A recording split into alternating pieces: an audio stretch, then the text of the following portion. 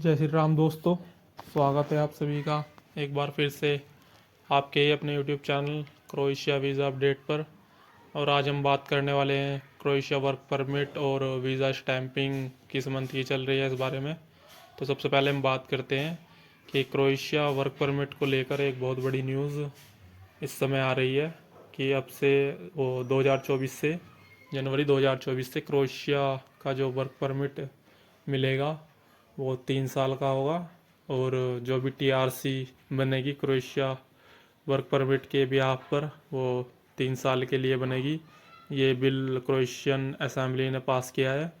इससे ये एक बहुत बड़ी गुड न्यूज़ है हम सभी के लिए जो भी क्रोएशिया में जाना चाहते हैं या फिर क्रोएशिया के लिए वर्क परमिट अप्लाई करवा रहे हैं या करवाना चाहते हैं। तो इससे फ़ायदा ये होगा कि आप 6 मंथ के बाद भी आप छुट्टी पर एम्प्लॉयर से छुट्टी लेकर आप घर आ सकते हो। आपको 1 साल बाद जो वर्क परमिट दोबारा से इशू करवाना पड़ता था वो इशू करवाने की प्रॉब्लम अब नहीं रहेगी। आपको सीधा 3 साल के बाद नया वर्क परमिट इशू करवाना पड़ेगा।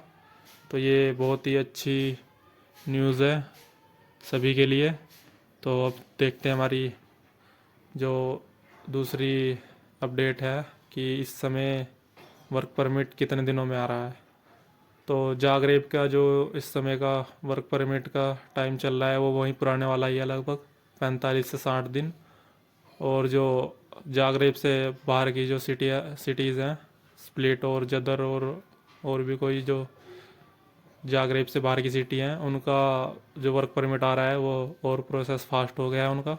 लगभग वो 35 से 40 दिन के अंदर 40-45 दिन के अंदर जो सिटीज़ हैं जागरेब से अलग वो अपना वर्क परमिट दे रही हैं। और जो भी हमारे भाई हैं उनके वर्क परमिट लगभग आ रहे हैं 35 दिनों में 40 दिनों में। ये वर्क परमिट को लेकर ये अपडेट थी। और अब बात करते हैं क्रोएशिया की जो वीज़ा स्टैंपिंग है एम्बेसी अभी कितने दिन में दे रही है। अभी अभी कुछ प्रोसेस हमें फास्ट होता दिखा है। पहले जो वीज़ा स्टैंपिंग होके आती थी वो लगभग 100 से 120 दिन में आती थी। पर अब देखने में आ रहा है कुछ मेरे फ्रेंड्स हैं जिनका वीज़ा 80 दिन में आया है। और आज ही एक डिस्पैच का एक और मैसेज आ चुका है हमारे पास। आज लगभग 90 दिन के बाद डिस्पैच का एक और पासपोर्ट डिस्पैच का मैसेज हमारे पास आ चुका है। तो अब ये लग रहा है कि क्रोएशिया वीज़ा स्टैंपिंग का जो प्रोसेस है वो थोड़ा सा फास्ट हुआ है, ज़्यादा नहीं, बस थोड़ा ही 10 से 20 दिन का उसमें फ़र्क आ चुका है।